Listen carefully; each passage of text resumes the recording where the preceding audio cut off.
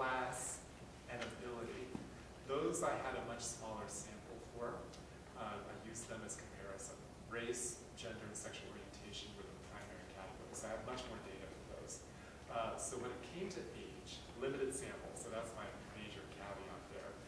Those individuals met in church and work and neighbor kind of situations, like we were in the same apartment building. So yeah. So very limited for the age mentioned. Okay. Yeah. Just wondering, what other questions do you ask to get some information? Oh my gosh. I think I had 10 pages of questions that I went through. I started off with just some warm-up, kind of get to know you questions in order to make them and myself feel comfortable. Then I just did tell me the story of your friendship, how you met, how you got to know one another, how long have you been friends, that kind of stuff. We talked about their understanding of friendship. What does friendship mean to you? What's the difference between somebody who's just a friend and somebody who's a really close friend? And then we got into the social boundary itself. So tell me about, and I started like with gender. The first question I asked was, how do you define gender so that we have a common understanding? I don't want to force definitions of race or gender or anything like that onto people. So I got their definition, and then we use that as the basis of discussion. So then let's talk in the broad sense about gender and its relevance for your friendship. And then I got into a lot of detailed kind of questions. Toward the end, I asked about their views on gender relations in society currently, and then what they see happening in the future. And then in the paired interview, I had a few additional questions at the end, like, what have you learned about yourself from this interview process? What have you learned about your friend? What have you learned about your friendship? Those kind of overview kind of questions at the end. Did I see one more here? Yeah. When you interviewed everyone and they're talking about how they met and then their social networks, did you find that a lot of them were accepting of each other's, like one person's friends were accepting of the other person, or was it a lot of like just they were just friends and they didn't know? I was only looking at the success cases, the success stories, and so these were situations where the people around them were largely accepting. They could always mention those exceptional situations, however. But the social networks of both friends were supportive, by and large, of that friendship.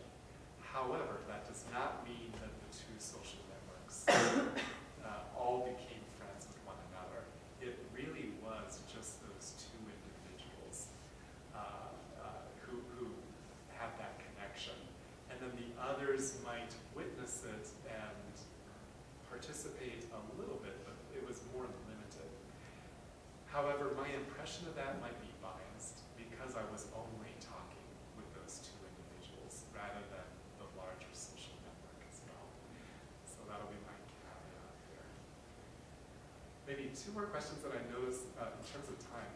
I want to wrap it up, and then I'm available for one-on-one discussion and Q&A. And then there's a lot of food at lunch, and I have time to socialize and grab some snacks as well over there. And then I can sit here and talk to people and sign your book if you brought yours with you. But I saw a hand over here. Yeah. I was curious about sort of like the more invisible differences that require like a coming out. Yeah. And how when that event happens, how that immediately affects their interpersonal relationship and a friend group. Because I mean, obviously, like you said, they are accepting, Right. but like I feel like there must be some sort of like immediate sort of reaction to it. Right. Yeah. Yeah. Part of it is the timing of that coming out. In some cases, that coming out happens at the very beginning, at the inception of the friendship, in which case it's just absorbed into the normal get-to-know-you kind of process. again, assuming it's a successful friendship. I didn't talk with it about any of those people who never became friends as a result of that. And so it was just part of the getting to know you kind of phase of the friendship. For those in which they came out later, for the person on the receiving end of the information, it was almost like they had to go through this get to know you all over again.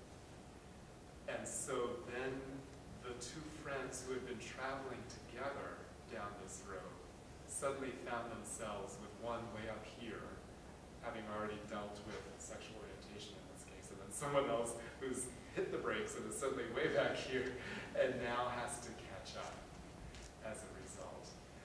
The person on the coming out side, it varied pretty widely. There were some that I talked to who had a lot of experience with having to come out to people, and so what was funny is they didn't even remember coming out to their friend, whereas for the friend who was on the receiving end, that was like a major event in their friendship history. And so you have this very different recollection of what's going on there.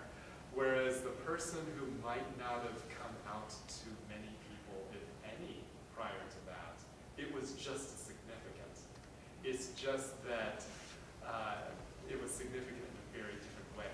They didn't feel like they had to get to know their friend over again. They were more concerned with the worry over what's going to happen with the friendship when I do this, when I take this course of action. Yeah. And then one more question over here. Yeah. Did you have like a standard for how close these relationships were? Like, because some people are, all my friends, but they meet acquaintances or people they don't know. Right. Was it like a significant time period or amount of time you spent together? Yeah. I actually talk about friend versus acquaintance really in the book because we tend to use the term friend very loosely in our society, especially in the Facebook world where you friend all these people and have thousands of them, right? And yet you don't really know who these people are. You just like to I don't know, have this voyeuristic kind of thing going on.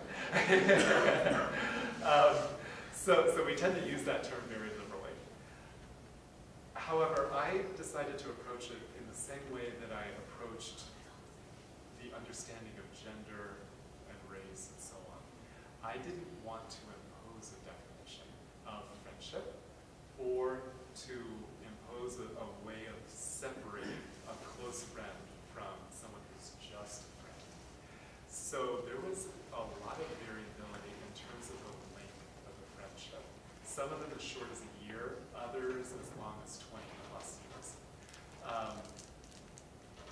What I did is, again, I asked them, how do you define a friend? What makes somebody a close friend? And then how do you perceive this person? How does this person compare to your definition of a close friend?